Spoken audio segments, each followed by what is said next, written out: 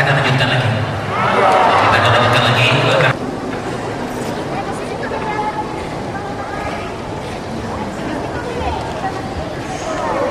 Alhamdulillah, kembali kita melanjutkan lagi tausiah kita. Tentunya masih tetap pada alur pembicaraan mengapa kami memeluk agama Islam. Sebenarnya dari sudut pandang pemikiran manusia, hal ini adalah tidak mungkin terjadi.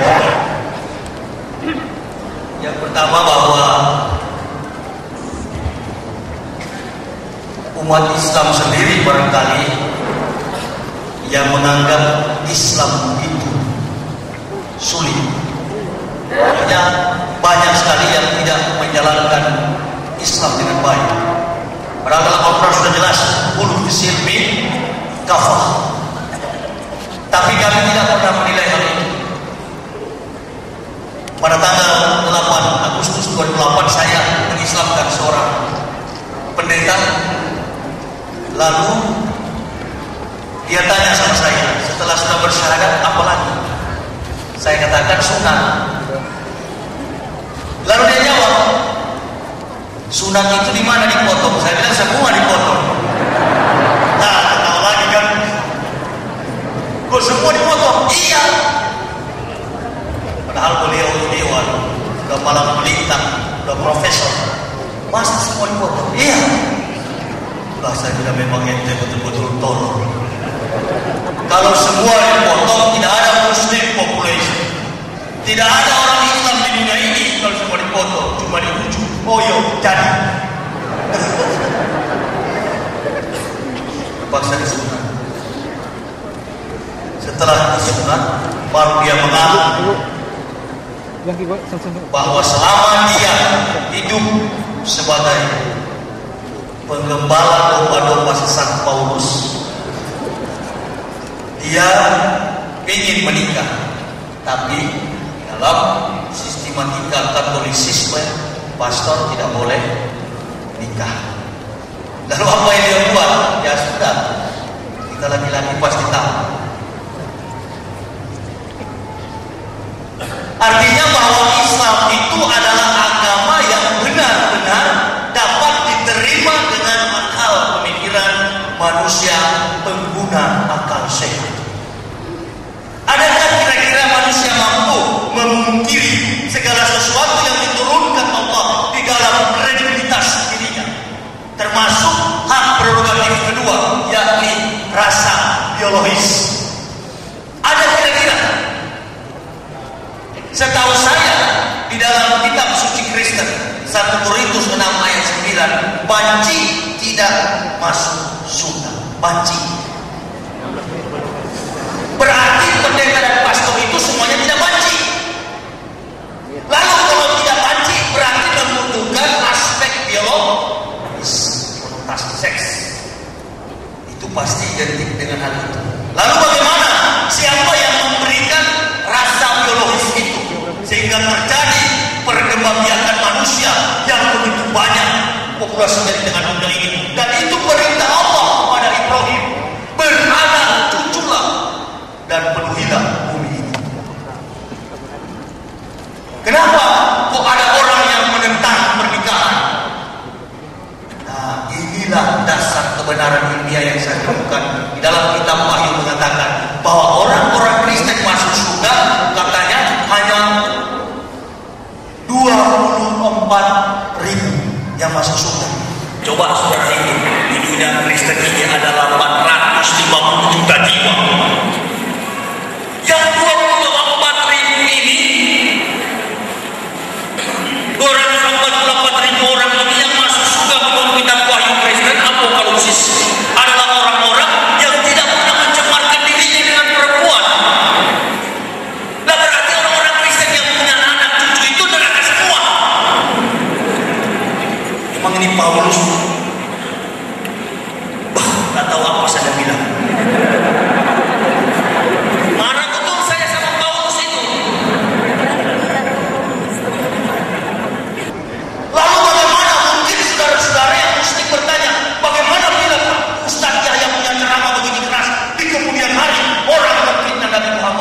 menghilangkan fitnah. Kalau tidak ada rujukan, berarti fitnah yang harus diproses secara hukum. Saya bisa menjelek-jelekan Paulus karena memang saya dapati ketidakbenaran kerasulannya dari dasar sejarah dan ada rujukan yang benar bahwa Paulus itu adalah rasul sinting. 1 Korintus 9 ayat 1 sampai 3 Paulus mengatakan, bukankah aku rasul? Coba. Dan saya sudah beberkan dalam buku saya berjudul Kebenaran Islam Menurut Umat dan Pendeta. Tidak ada satu segelintir manusia Kristen yang berani nantang itu. Coba nantang, mari kita berdialog. Bahkan dalam buku saya berjudul Islam Meruntuhkan Iman Sang Pendeta, halaman 145. Semua orang Kristen pengikut Paul followers go to hell, pengikut Paulus semua ke neraka.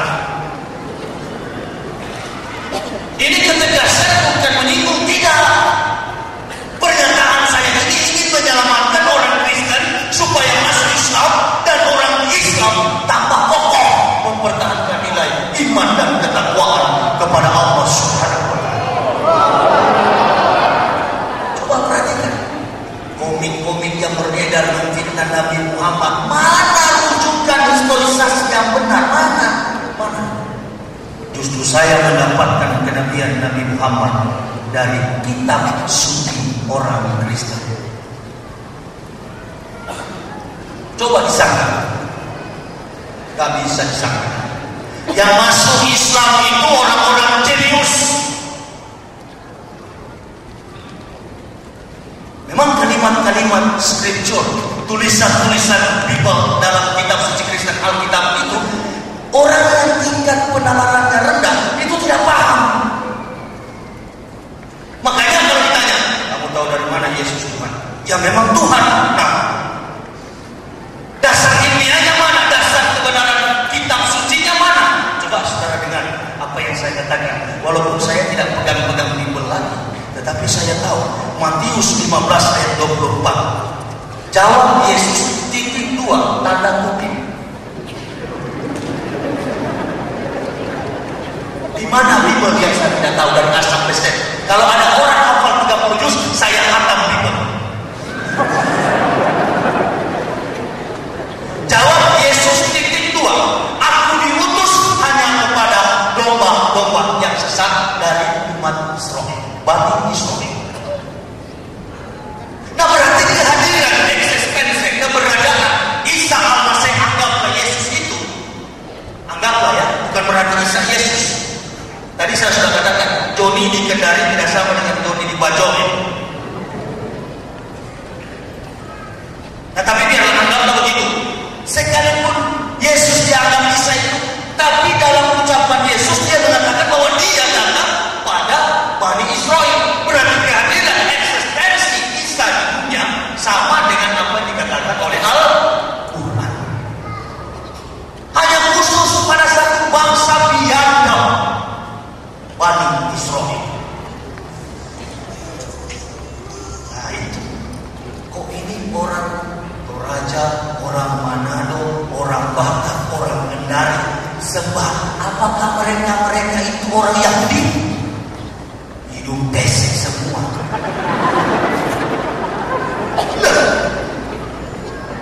Begini supaya umat jemaah rahimahullah tahu, maka di dalam mencari pembenaran sebuah kebenaran, mencari pembenaran sebuah kebenaran, kita harus mendasarkan diri kepada pemahaman historisasi, kesejarahan. Tolong ukur sebuah kebenaran adalah sejarah.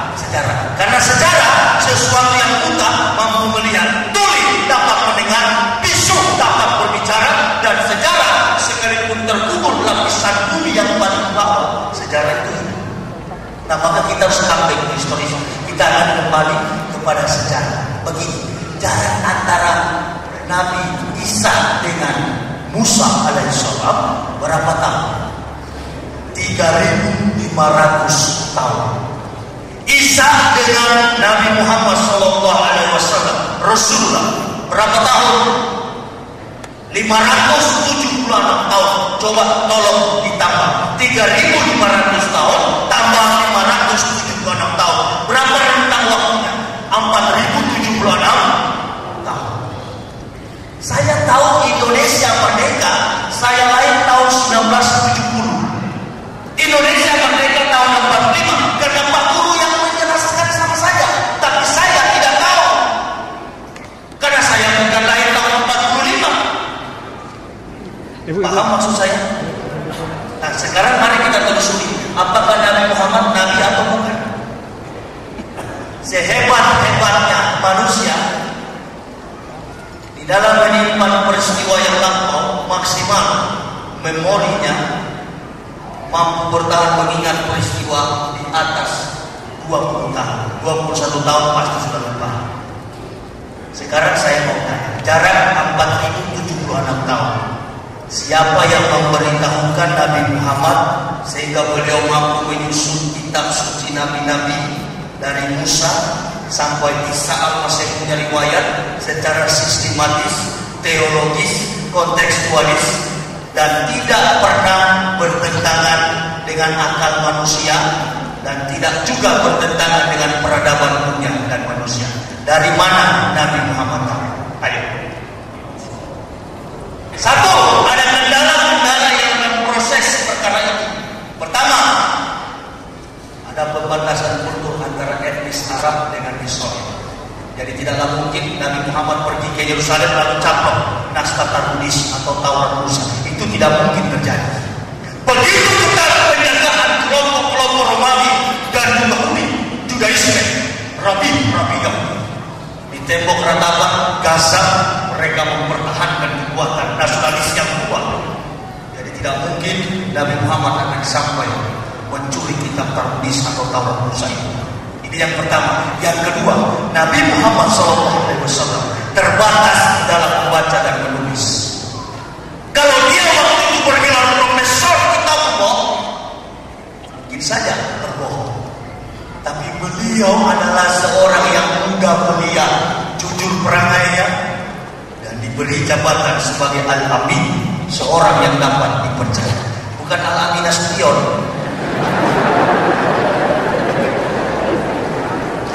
Pokoknya saya tidak pernah menghubungkan Islam dengan kebobrokan dan kerusakan mental kaum muslimin wal muslim. Gak ada hubungan.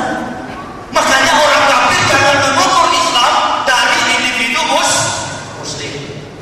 Tapi perlu juga orang kafir tahu bahwa pemeluk agama Islam adalah manusia.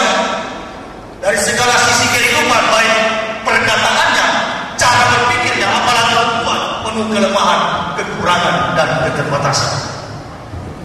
Mari coba ukur Islam dari sisi teori. Saya mau lihat, jangankan satu kata, satu titik pun Al-Quran tidak dapat diselewengkan oleh otak dan tangan kotor manusia. Kitab suci Kristen, Masya Allah. Ada orang tanya begini sama saya di Batam, Pak Yahya, kenapa sih ente masuk Islam? Ente ini kan pendeta, ente juga dokter, ente mantan rektor. Saya katakan begini, karena saya lihat juga yang nanya muslim KTP. Anak juga malas mau jawab Al-Quran, padahal dia cuma gengge. Jadi anak jawab begini, Nabi saya di kultur Yahudi, dalam bahasa Yahudinya Yeshua HaMashiach, di tengah-tengah kompleksitas budaya Yunani panteistis, namanya adalah Yesus Kristus. Di tengah-tengah Bani Arabik, orang Arab, namanya Isa al-Masih. Di tengah-tengah Kristen sedunia, namanya Yesus Kristus. Saya takut ke depan namanya Maradona, maka saya masuk Islam. Itu saja, nggak usah panjang-panjang, nggak perlu memperalat. Ini Al-Quran bilang begini, harus ikut. Jangan, Al-Quran jangan diperalat untuk membanding-bandingkan dengan kitab omong kosong itu. Saya Islamkan 5.000 orang Kristen di Indonesia, 5.000 lebih saya Islamkan, bukan dengan Al-Quran. Saya pakai Bibelnya, saya bilang ini tentang Nabi Muhammad. Yohanes 14, Yesus menjanjikan penghibur akan datang di tengah-tengah kamu, penolong dan penghibur, seorang penolong. Ayat 17 yang di Roh Kudus. Lalu saya tanya kepada pendeta yang berdebat di Gedung Muhammadiyah Pusat Menteng, Benyamin, pendeta Benyamin, hello. Di situ dikatakan Kenapa yang datang roh? Apakah orang adalah roh? Lalu bagaimana dengan Yohanes 14 ayat 24? Allah itu adalah roh dan kita harus menyembah dalam roh dan kebenaran. Nah, lalu setelah Allah roh, ente gantung tu salib. Baru ada orang begini, ya ini cocok. Maka kita umat Islam jangan terpancing kalau ada yang mancing-mancing.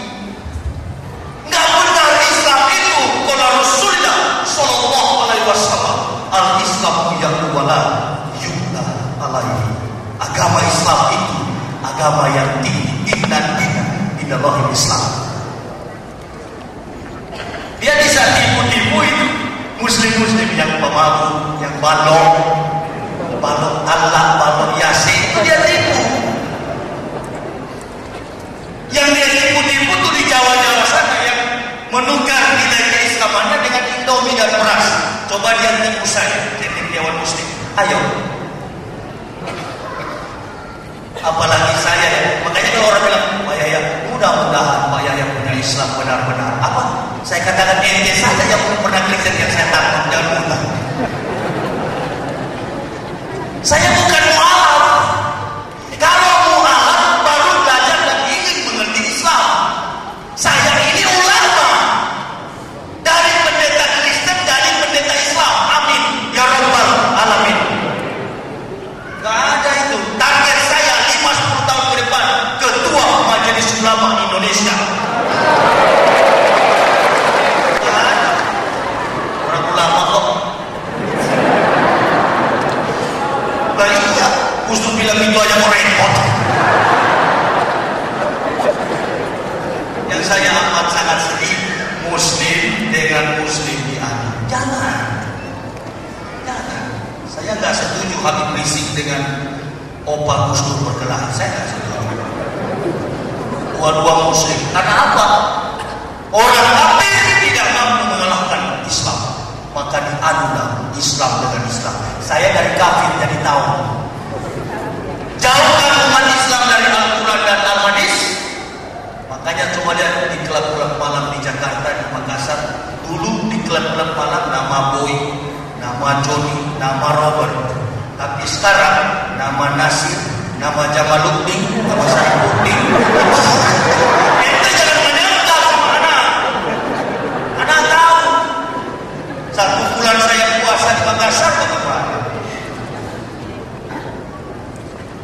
Iya kan? Bulan puasa, bulan Ramadan. Alhamdulillahilladzi Rabbana syahrul syahri bil barakah. Allah telah menurunkan bulan Ramadan, bulan yang penuh berkah. Waktu itu saya jalan-jalan di Makassar, baru saya tulis contoh Makassar, BUKA, buka. Lalu ada pegawai parkir Honda itu. Saya dekat, mau ke mana? Dia kan lihat jenggot saya baju gamis.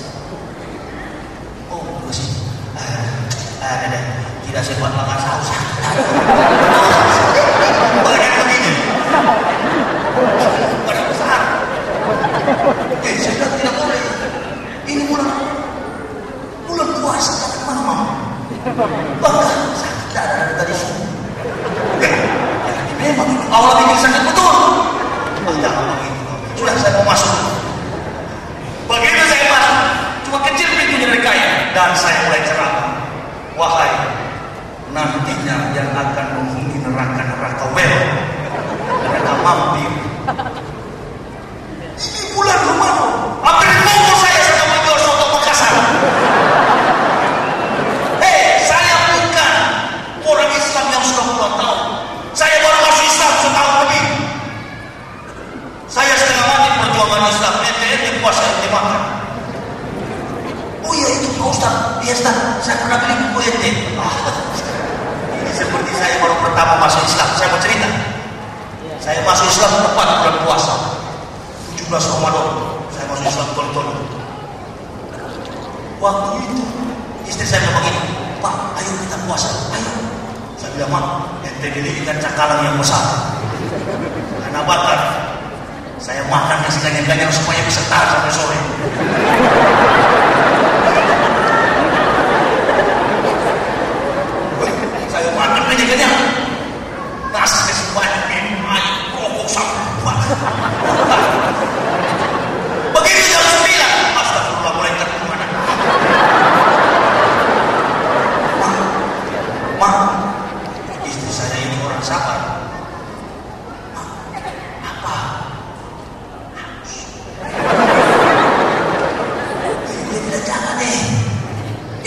sudah berjanji sama Ustaz tadi surat subuh. Katanya waktu makan sahur itu puasa. Nah, biar cuma sedikit lewat saja. Dasar mantan kafir memang. Ini filsafat masih banyak di otak ini.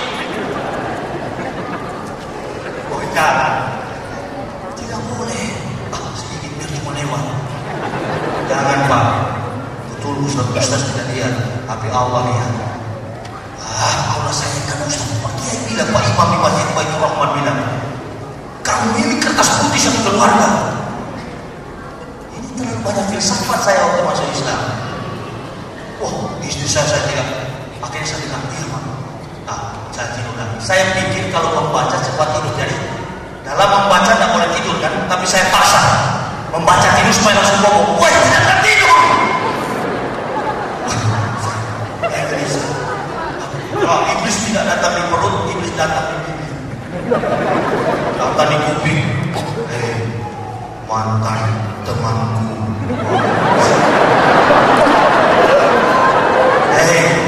Mantan pejabatku. Apa Lis? Kalau nggak bisa maaf, ente rokok aja. Oh iya, oke Lis. Lalu mendekati istri saya. Yang berdosa kalau kita makan minum. Biar Ustaz tidak tahu, pasti Allah tahu. Bagaimana kalau anak merokok? Terus istri saya balas begini, sama. Saya bilang saya suka mulai jengkel sama istri. Kau buka itu Al-Quran bolak-balik kalau ada rokok dilarang. Memang betul-betul Abu Nawas. Cuma kau buka Al-Quran, bukan yang kau buka kalau ada rokok dilarang. Oh, istri saya juga sama-sama dari kafir. Terus dia bilang begini, iya, di situ kan menahan haus dan lapar. Tapi juga ada Pak, apa? Mana nafsu? Loh, nafsu itu kan haus dan lapar. Nggak usah saya dengar ente. Wah, anak langsung bisa di kamar. Tiba-tiba ada orang ketuk pintu. Assalamualaikum. Waalaikumsalam. Langsung ada keluar begini. Munafik. Pura-pura pingsan, pura-pura loyo. Masuk ke dalam. Masuk Ustaz. Bagaimana Pak Yaya? Ada puasa? Alhamdulillah ada Ustaz. Mudah-mudahan di sini tidak ada pernah begitu ya. Saya mu'alaf waktu itu, jadi tidak apa-apa. Harap maklum, biasa 3 berdiri. Jadi tidak boleh begitu. Ya, waktu juga yang membatasi kita. Jadi kita akan masuk pada acara berikutnya. Kita akan berzikir. Besok malam saya di Kolaka, Masjid Baitur Rahim. Jadi kemungkinan habis acara ini saya harus kembali. Sekali lagi saya umumkan, Bapak Ibu saya terus terang bahwa saya membawa buku biaya pendidikan, biaya dakwah saya, biaya pendidikan anak saya. Dalam sumber hidup kami, terus terang pekerjaan saya hanya berdakwah dan menjual karya-karya buku saya. Tapi insya Allah kalau membacanya pasti bermanfaat. Dan saya harapkan kasih. Saya lihat ada gereja berapa biji kasar orang Kristen. Suruh baca. Tidak apa-apa. Pastor yang saya sunat itu ada di kaset saya juga. Sedangkan siapa yang ingin memilikinya ada di belakang sini. Ya. Ente kalau rekam begini, ente kasih banyak dan kasih ke gereja, awas tidak dikasih banyak. Saya paling senang kalau kasih saya dikasih banyak. Sebarkan. Ya, itulah jalan jihad saya. Terima kasih. Kita akan melanjutkan pada acara yang berikutnya. Wabillahi taufiq wal hidayah. Wassalamualaikum warahmatullahi wabarakatuh. Siapa yang sangat berkat Allah Subhanahu wa taala. Demikian gambar yang telah disampaikan oleh Ustaz Dr. Muhammad Yahya Wardi dengan sebuah harapan mudah-mudahan akan dilaksanakan beliau menjadi ajudan penambah wawasan Islam kita.